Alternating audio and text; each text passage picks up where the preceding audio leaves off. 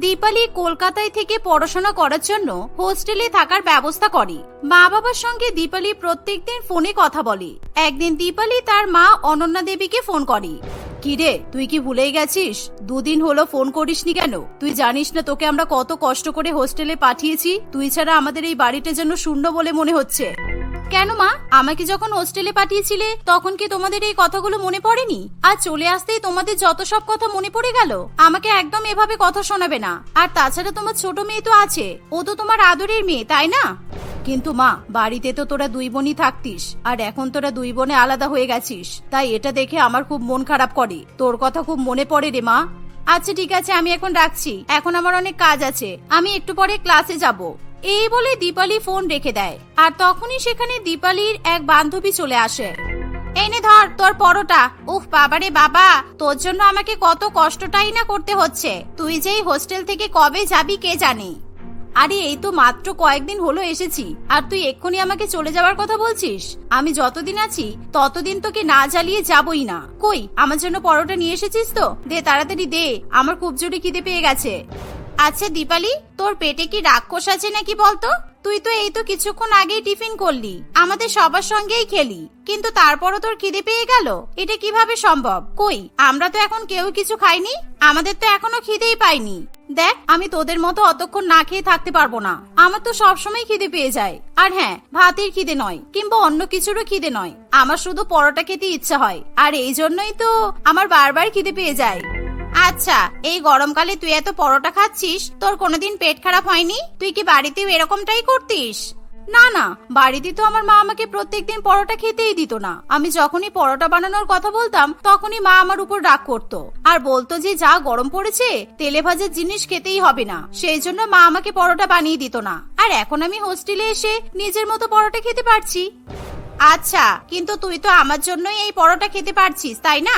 কারণ দেখ, এটা তোর বাড়ি নয় যে রোজ রোজ তোকে কেউ পরোটা বানিয়ে খাওয়াবে। এটা হলো হোস্টেল, এখানে সবাই পরোটা খেতে নয়, পড়াশোনা করতে আসে। আমার তো মনে হচ্ছে তুই এখানে পরোটা খেতেই এসেছিস। এই বলে পূজা সেখান থেকে চলে যায়। পূজা চলে যাওয়ার পর দীপালি আবার পরোটা খেতে শুরু করে। এভাবেই বেশ কিছুক্ষণের মধ্যেই দীপালি সব পরোটা শেষ করে ফেলে। আসলে দীপালি ছিল এরকমই, সে পরোটা খেতে ভীষণ পরিমাণে ভালোবাসে। এভাবেই দেখতে দেখতে আরো একদিন কাটে।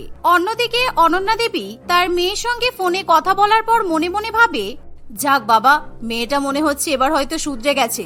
আমি তো ভেবেছিলাম মেয়েটাকে কখনোই মানুষ করতে পারবো না, কিন্তু মনে হচ্ছে হোস্টেলে গিয়ে পরোটা খাওয়ার কথা ভুলে গেছে। ওখানে তো আর বাড়ির মতো রোজ রোজ পরোটা পাবে না, ওখানে নিশ্চয়ই ভাত ডাল সবজি এসবই খেতে হচ্ছে। যাক, তাহলে ওকে হোস্টেলে পাঠিয়ে আমি খুব ভালোই করেছি। এমনই ভাবনা চিন্তা করে অনন্যা দেবী মনে মনে খুবই খুশি হতে থাকে। অন্যদিকে দীপালি প্রত্যেকদিন পরোটা অর্ডার করে খেতে থাকে, কিন্তু তার মা মনে করে দীপালি পুরোপুরি ভাবে শুধরে গেছে। কিন্তু এমনটা নয়, দীপালি আরো বেশি পরিমাণে পরোটা পাগল হয়ে উঠেছে।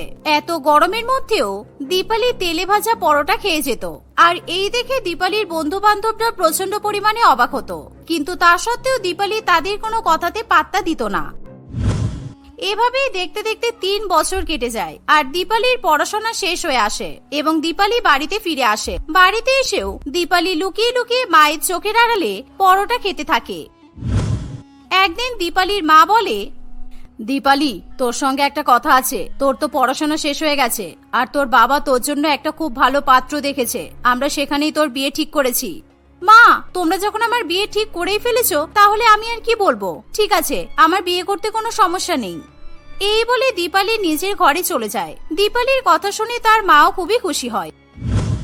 এভাবেই কিছুদিনের মধ্যেই প্রচন্ড গরমের দিনে দীনেশ নামে এক ছেলের সঙ্গে দীপালির বিবাহ সম্পন্ন হয়। দীপালি বিয়ের পর শ্বশুর বাড়িতে চলে যায়, আর সেখানে তার শাশুড়ি মা তাকে বরণ করে বাড়িতে তোলে। দীপালি দেখে যে তার শ্বশুর বাড়িতে রান্নাঘরে অনেকজনই আছে, আর সেখানে কিছু মানুষ পরোটা ভাজছে। সেই দেখে দীপালি আর নিজেকে সামনে রাখতে পারে না, তাই দীপালি তখনই রান্নাঘরে চলে যায়। আচ্ছা, আমাকে কি আপনারা পরোটা দেবেন? আসলে আমার না খুব জোরে খিদে পেয়ে গেছে। নতুন বৌমার মুখে এই কথা শুনে সকলেই একটু অবাক হয়, কিন্তু নতুন বৌমা দীপালিকে তারা 2টো পরোটা দিয়ে দেয়। 2টো পরোটা দেওয়ার সঙ্গে সঙ্গেই দীপালি একেবারে 2টো পরোটা নিজের মুখের মধ্যে ভরে নেয়, আর এক নিমেষের মধ্যেই 2টো পরোটা শেষ করে দেয়। এই দেখে সকলে একটু অবাক হয়। আপনারা কি আমাকে আরো দুটো পরোটা দেবেন? আসলে আমার না খুব জোরে খিদে পেয়েছে। আর দেখুন, আপনারা আমাকে দেখে এরকম ভাবে অবাক হবেন না, আসলে আমি পরোটা খেতে একটু বেশিই ভালোবাসি। দীপালির এই কথা শুনে সেখানে থাকা সকলেই হো হো করে হেসে ওঠে, আর আবার তারা দীপালিকে দুটো পরোটা দেয়। এভাবে দীপালি আরো বেশ কিছুক্ষণ ধরে পরোটা খেতে থাকে। এভাবে সেই দিনটা কাটে। পরের দিন সকালে দীপালি এক সংস্কারী বউয়ের মতো তাড়াতাড়ি ঘুম থেকে উঠে সংসারের সমস্ত কাজকর্ম সেরে সোজা রান্নাঘরে চলে যায়। কিন্তু রান্নাঘরে গিয়ে সে কি রান্না করবে সেটাই বুঝে উঠতে পারে না। আজকে আমি সবার জন্য কি রান্না করব? আমি যদি আমার পছন্দের পরোটা বানাই তাহলে তো সবাই খাবে না। না না, আমি বরং আজকে আমার পছন্দের খাবারই বানাবো আর পরোটাই সবাইকে খাওয়াবো। কিচ্ছু করার নেই। এই বলে দীপালি সবার জন্য পরোটা এবং আলুর দম বানাতে থাকে। দীপালি বেশ অনেকগুলোই পরোটা বানিয়েছিল, আর কিছুক্ষণের মধ্যেই পরোটাগুলো বানিয়ে দীপালি ডাইনিং টেবিলে রেখে দেয়। আর সেই পরোটা দেখে তার শাশুড়ি মা বলে, এ কি বৌমা, তুমি এতগুলো পরোটা কেন বানিয়েছো? এতগুলো পরোটা কেউ যদি না খায় তাহলে তো নষ্ট হবে। কে খাবে এত পরোটা? কেন মা, এই পরোটা তো আমি সবার জন্য বানিয়েছি, আর তাছাড়া সবাই তো খাবে। আপনি, বাবা, আপনার ছেলে, আপনার মেয়ে, আমি সবাই তো খাবো। না না বৌমা, এত গরমে এরকম তেলে ভাজা পরোটা আমাদের বাড়িতে কেউ পছন্দ করে না। আর জানি না এত পরোটা তুমি কেন বানিয়েছো। আমার তো মনে হচ্ছে এত পরোটা তুমি নিজে খাওয়ার জন্যই বানিয়েছো। আচ্ছা বৌমা, তুমি তো একবার আমাকে জিজ্ঞাসা করে নিতে পারতে আমাদের জন্য কি খাবার রান্না করতে হবে। আসলে আমি ভেবেছিলাম আপনারা সবাই হয়তো এরকম পরোটা খান, তাই জন্য আমি পরোটা বানিয়েছি। আচ্ছা ঠিক আছে, তাহলে এই পরোটা আপনাদের কাউকে খেতে হবে না। আমি তো আছি, আমি নিজেই সব শেষ করে দিতে পারবো। তুমি এত পরোটা সব খেতে পারবে?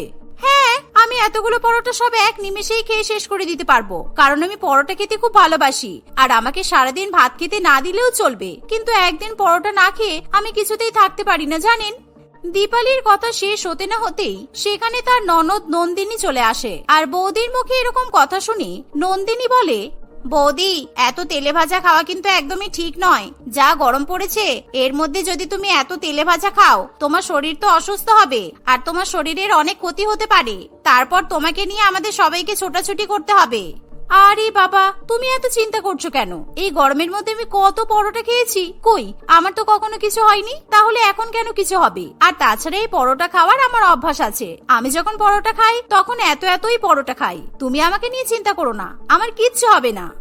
এই বলে দীপালি শ্বশুরবাড়ির সকলের সামনে এক প্লেট পরোটা নিমেষের মধ্যেই খেয়ে শেষ করে দেয়। আর এটা দেখে তার শাশুড়ি মা একেবারে চমকে ওঠে। বাপ রে বাপ, আমাদের বাড়িতে তো মনে হচ্ছে রাক্ষস ঢুকে পড়েছে। এতগুলো পরোটা এক নিমেষেই খেয়ে শেষ করে দিল, কিন্তু এটা কিভাবে সম্ভব? আমি যে এরকম পরোটা পাগল বৌমা নিয়ে আসবো এটা তো আমি কল্পনাও করতে পারিনি। আমি তো ভেবেছিলাম তুমি হয়তো খুব ভালো মেয়ে আর তোমার কোনো খারাপ অভ্যাসও নেই, কিন্তু এই যে দেখছি তোমাকে যতই বারণ করি না কেন তুমি তো কোনো কথাই শুনবে না। তুমি এই পরোটাই খেয়ে যাবে। তুমি কিন্তু আজকে অনেক পরোটা খেয়েছো বৌমা, এবার 1 মাস তুমি কোনো পরোটা খাবে না। কি বলছেন কি? 1 মাস পরোটা না খেয়ে আমি কোনোদিনও থাকতে পারবো না। আর আপনি আমাকে 1 মাস পরোটা না খেয়ে থাকার কথা বলছেন? ও বাবা, সত্যি আপনি পারেনও বটে। দীপালির কথা শুনে তার শাশুড়ি মা রেগে গিয়ে সেখান থেকে চলে যায়। এভাবেই দেখতে দেখতে বেশ কিছুদিন কাটে। একদিন যখন দীপালি রান্নাঘরে সবার জন্য রান্না করছিল, তখনই সেখানে তার স্বামী দিনে চলে আসে। দীপালি, আজকে আমার অফিস তাড়াতাড়ি ছুটি হয়ে যাবে। আসলে আজকে অত কাজের চাপ নেই। আসার সময় তোমার জন্য কি আনতে হবে বলো? আমার জন্য তুমি বরং কিছু পরোটা কিনে নিয়ে আসবে, আর তার সাথে টমেটো চাটনি, দারুণ লাগবে। আচ্ছা দীপালি, তুমি কি পরোটা ছাড়া আর কিছুই চেনো না? রোজ রোজ এত পরোটা কিসের জন্য খাও বলো তো? পরোটা খেতে তোমার এতই ভালো লাগে? আমি ওসব কিছু জানি না। তুমি যদি আমার জন্য কিছু নিয়ে আসতেই চাও তাহলে আমার জন্য পরোটা নিয়ে এসো, আমার আর কিছু চাই না। আর তুমি যদি ভাবো আমার জন্য অন্য কিছু নিয়ে আসবে তাহলে আমি কিন্তু সেটা খাবো না। আচ্ছা আচ্ছা ঠিক আছে, আমি তোমার জন্য পরোটা নিয়ে আসবো। দিনেশের কথা তার মা শুনতে পায়, আর তখনই সেখানে এসে বলে, খোকা, তুই যদি বৌমার জন্য আর পরোটা নিয়ে এসেছিস তাহলে আমার থেকে খারাপ কেউ হবে না। আমি তোদের দুজনকে এই বাড়ি থেকে বের করে দেব। আর সেটার কারণ জানিস তো? বৌমার এত পরোটা খাওয়ার অভ্যাস, এটা একদমই ঠিক নয়। আর বৌমার যখন কোনো ক্ষতি হবে তখন সব টাকা তো আমাদেরকেই দিতে হবে। অত টাকা কোনো মতেই আমি খরচা করতে পারবো না। মা, কথাটা কিন্তু তুমি ঠিকই বলেছো, কিন্তু আমি কি করবো বলো তো? তোমার বৌমা পরোটা ছাড়া তো কিছুই চেনে না। আর আজকে তো আমাকে অনেক খুঁজে খুঁজে পরোটা নিয়ে আসতে হবে, কেননা আজকাল দোকানদাররা তো কেউ পরোটা ভাজতেই চায় না।